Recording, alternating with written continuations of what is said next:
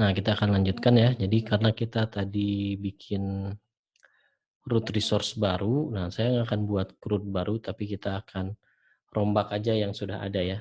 Nah, yang awalnya segini panjangnya, berarti kan sebetulnya kita bisa ganti dengan root resource. Nah, ini kan kata kuncinya ya, adalah post ya. Tinggal kita tulis gitu aja, terus kita arahkan ke post controller gitu ya.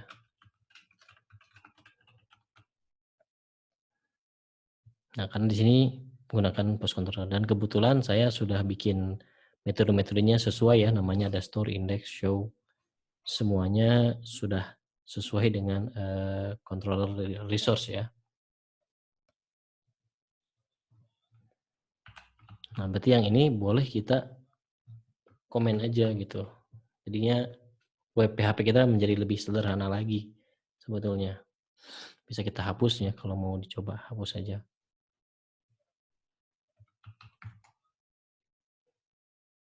Sehingga kalau kita ulangi lagi nih, bipartisan root list. Nah, hasilnya menjadi seperti ini postnya ya. Jadi kurang lebih sama dengan sebelumnya ya. Cuman bedanya di sini dikasih nama gitu ya. Kalau ke controllernya sama semuanya ya. Tapi di sini sudah dikasih nama dan kita bisa gunakan root yang fungsinya sama tapi dengan menuliskan yang lebih sederhana di sininya.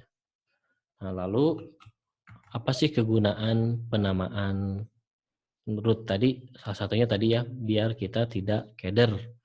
Kalau misalkan rootnya itu URL-nya atau URI-nya ini sudah tidak karu-karuan ya. Tapi kalau kita kasih nama si rootnya, kita jadi tinggal ngapalin namanya aja. Dan namanya itu lebih mudah untuk dihafal dibanding ngafalin URL gitu. Karena untuk nama kan kita bisa kelompokin aja nih gitu ya. Kelompokin terus kita kalau sudah punya aturan bakunya ada index, store dan create, kita tinggal ngapalin aja. Untuk update ya pasti update. Untuk yang create ya create, untuk edit ya edit dan seterusnya. Seperti itu. Nah, contohnya untuk memanggil root itu tidak harus pakai URL adalah, jadi kita bisa gunakan name ya. Kita bisa coba aja di index blade PHP-nya si post. Nah, di sini kan ada link menuju create new post ya. Nah, href-nya sini kita kan biasanya diisi dengan URL ya. Sebetulnya kita bisa isi juga dengan nama root gitu ya. Tapi cara manggilnya agak unik.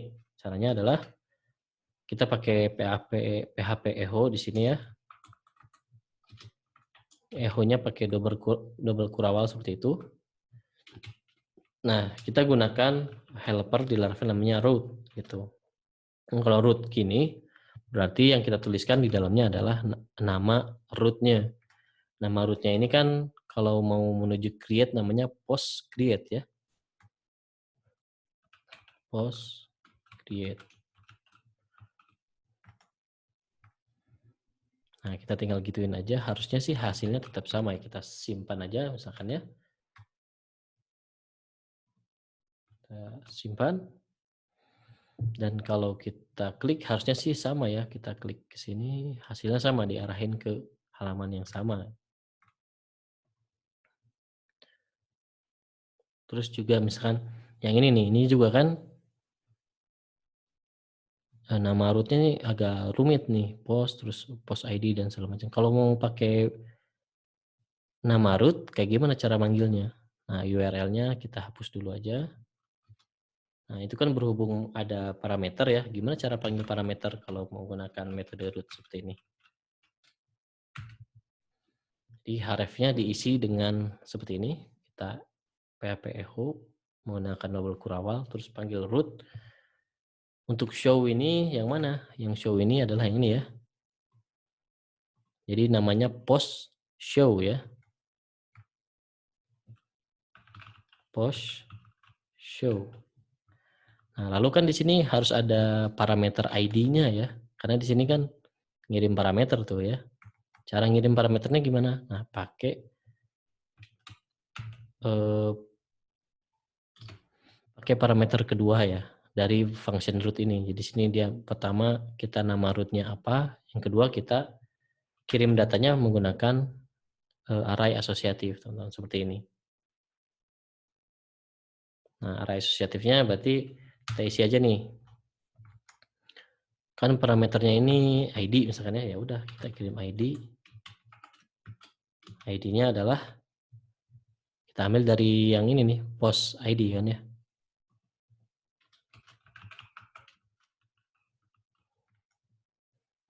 Dan ketika seperti ini ya emang kayak jadinya sama aja rumitnya ya.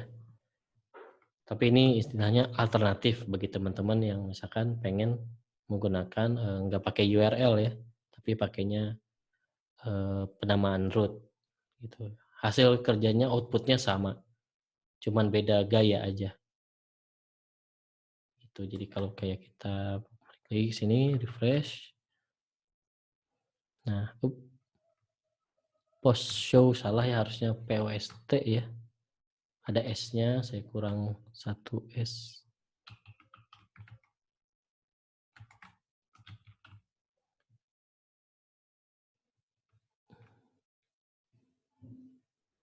Oh, di sini ternyata harus menggunakan variabel itu namanya post ya,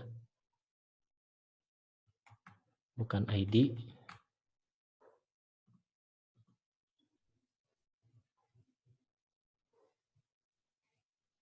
Nah, tadi index split ya. Nah, di sini parameternya karena di sini kita lihat ya, parameternya itu kalau pakai root resource bukan pakai ID lagi nih, tapi pakainya namanya post. Kita gitu aja.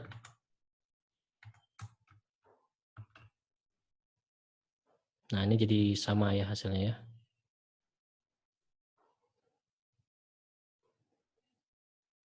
Kalau kita ke show sama gitu.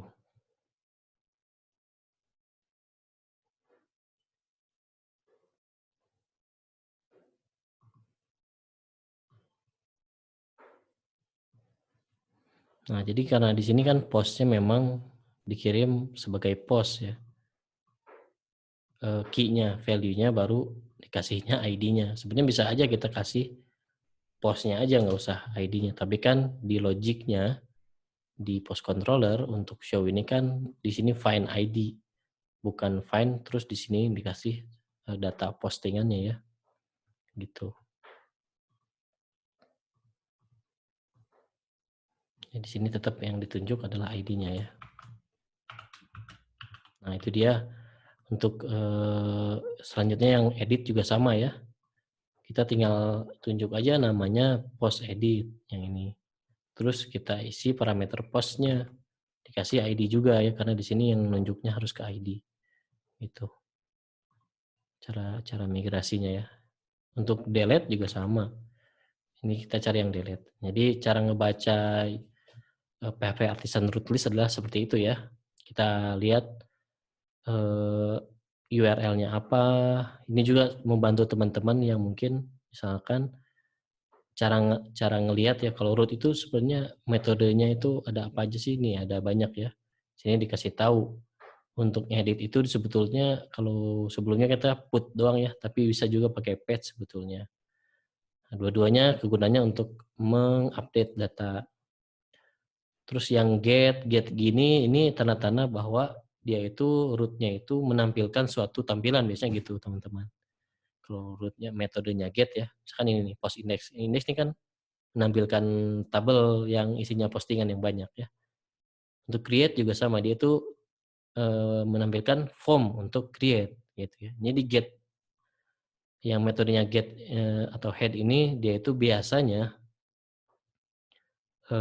menampilkan suatu tampilan tertentu gitu. Terus kalau post dia nggak punya tampilan, biasanya dia itu untuk nyimpan data. Nah, sama put patch juga sama ya, dia tidak ada tampilan, dia tidak nampilin tampilan, dia berguna untuk menyimpan data, sama delete juga ya untuk menghapus data. Jadi tidak ada tampilan khusus gitu ya. gitu teman-teman.